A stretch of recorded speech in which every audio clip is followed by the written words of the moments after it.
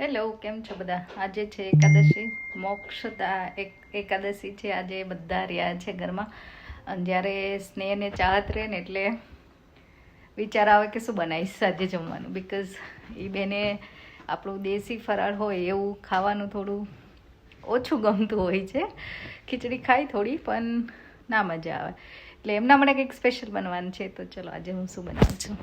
તો આજે મારી પાસે કટજેટ પડી હતી, તો કટજેટ ફિલિંગ પાસ્તા કાઇન્ડ ઓફ બનવાના છે, પણ ફરાળી પાસ્તા. એટલે કટજેટ ખાઈ શકો તમે, સ્પિનચ પણ ખાઈ શકો અને પનીર તો આપણે ખાઈ શકીએ. તો આપણે એનું પનીર અને સ્પિનચ સાથે એનું ફિલિંગ બનાવીશું. આ એઝ એ પાસ્તા શીટ આપણે યુઝ કરીશું, એમાં ફિલિંગ કરીશું અને નાના નાના પોકેટ્સ જેવું બનાવીશું અને એને ગ્રેવીમાં આપણે સર્વ કરવાના છે. તો ચલો કંઈક ઇન્ટરેસ્ટિંગ. હું આ પહેલી વાર બનાવું છું એકચ્યુઅલી, પણ મેં આ રેસીપી કંઈક જોઈ હતી તો મને ઈચ્છા હતી ટ્રાય કરવાની. એ વિથ ઓનિયન ગાર્લિક હતી, પણ હું આજે ફરાળી ટ્રાય કરવાની છું. તો ચલો હું તમારી સાથે શેર કરીશ. મેં થોડું ઓઇલ લઈ લીધું છે, એમાં જે આ સ્પિનચ મેં કાપી છે આપણે એડ કરીશું અને થોડી આપણે સાતળવાની છે.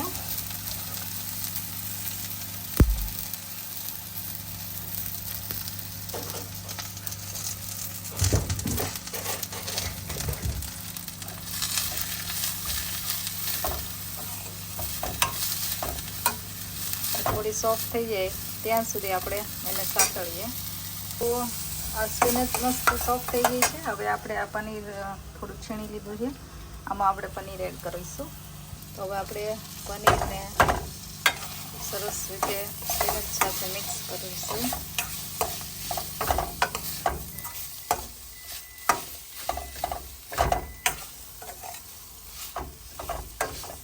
અને આમાં આપણે થોડી બીજી નોર્મલ ચીઝ અથવા તો તમારી પાસે ક્રીમ ચીઝ હોય તો પણ તમે એડ કરી શકો.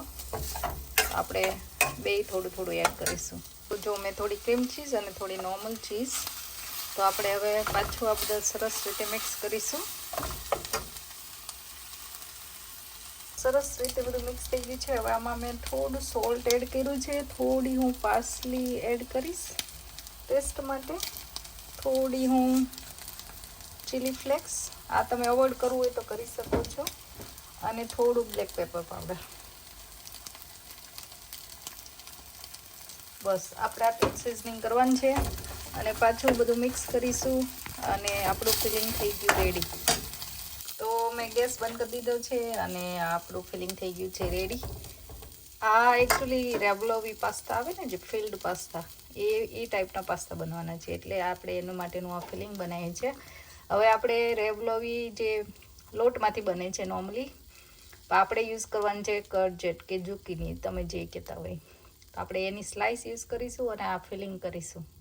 તો હવે આપણે આવી જે સ્લાઇસ બનાવી હતી પતલી પતલી, એ સ્લાઇસ મેં લઈ લીધી છે. તો બે આમ આડી ને બે ઊભી એવી રીતે મૂકી છે અને આ જે ફિલિંગ બનાવી વચ્ચે મૂક્યું છે. હવે આપણે આ સ્લાઇસને છે ને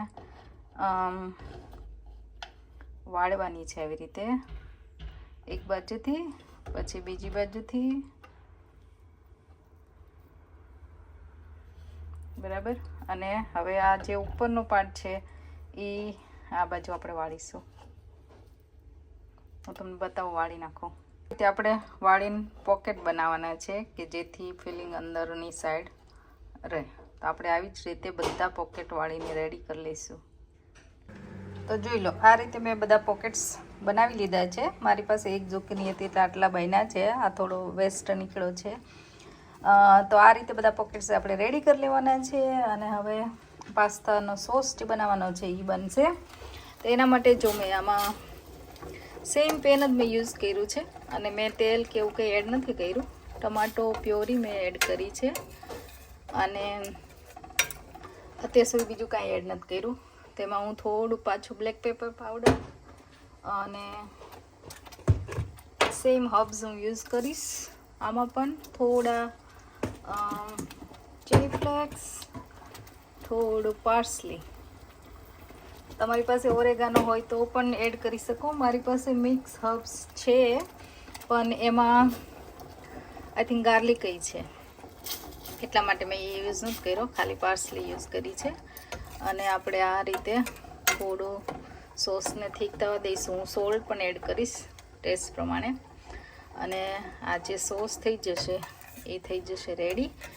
અને પછી હું બતાવું આગળની પ્રોસેસ કઈ રીતે કરું.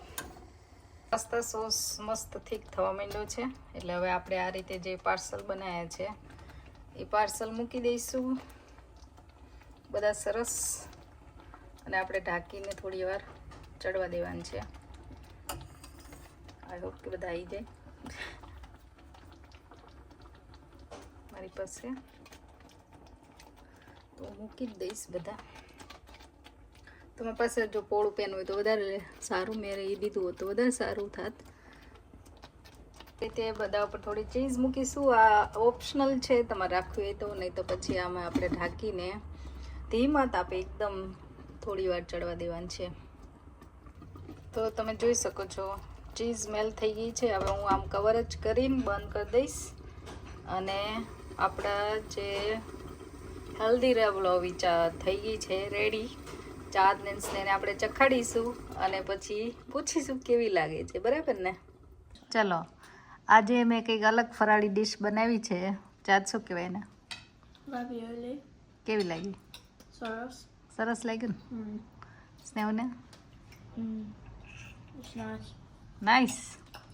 હાલો, બે બાજુથી અપ્રૂવ આવી ગયું. ચલો સરસ.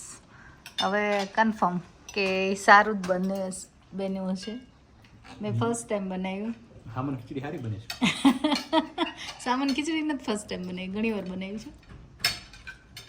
એ ચાખવાનું હતું. પાસ્તા. હા હા, પાસ્તા ચાખીને કહેવાના હતા. ઘરે બનાવ્યા છે તો ફરાળી પાસ્તા વગરના પાસ્તા બનાવ્યા છે, બરાબર ને? ચાત ફરાળી પાસ્તા. ફરાળી પાસ્તા અને healthy pasta. Okay. Made out of courgette. Yes, કોર્જેટમાંથી બનાવ્યા છે. હા ભાઈ. સરસ લાગ્યું. અરે વાહ, તો નેક્સ્ટ ટાઈમ પાસ્તા વગરના જ પાસ્તા બનશે હવે. વાહ. તો તમે ટ્રાય કરજો આ રેસીપી અને અમને જણાવજો કે તમને કેવી લાગી. બાકી આજે અને આ ગાજરનો હલવો, આજે મીઠાશમાં ગાજરનો હલવો બનાવ્યો છે ને, એ હેલ્ધી પાસ્તા, ખીચડી મોરૈયાની, અને આ છે ને ફરાળી પાપડ છે. બીજા કોઈ કે પેલા. તો ચલો બધા જમવા. તો આજે છે મોક્ષદા એકાદશી, અને એ બધાને ખબર જ હશે મોક્ષદા એકાદશીનું મહાત્મ્ય શું છે. કે જે દિવસે કૃષ્ણએ અર્જુનને ગીતા સંભળાવી હતી કુરુક્ષેત્રમાં. તો આ એ 11નું મહત્ત્વ છે, અને આજે બધાએ 11 કરી છે.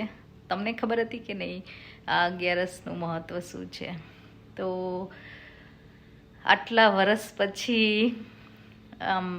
આપણને સારું લાગે સાંભળીને કે પેલા એક પ્રભુજી છે જે કુરુક્ષેત્રના જે મેદાનમાં, જ્યાં મંદિરે પણ છે અત્યારે, ત્યાં જઈને એમને રીલ બનાવેલી કે આ એ જ જગ્યા છે જ્યાં કૃષ્ણ ઊભા રહીને અર્જુનને ગીતા સંભળાવી હતી, ભાગવત ગીતા, બરાબર ને? તો હવે આપણને પણ એવી ઈચ્છા છે એકવાર કે ત્યાં જઈ શકીએ, આ બધી વસ્તુ જોઈ શકીએ, સાંભળી શકીએ. અને ત્યાં જવાની ખરેખર ઈચ્છા છે. આ બધું વૃંદાવન, એ બધી જગ્યાએ. એટલે કોકવાર એમની ઈચ્છા હશે તો જઈશું. તમે બધા ગયેલા છો કે નહીં એ પણ જણાવજો કમેન્ટમાં. તો બસ આવા સરસ વ્લોગ માટે જોતા રહેજો વિદેશમાં વતન. ચલો મળીએ પાછા નેક્સ્ટ વ્લોગમાં.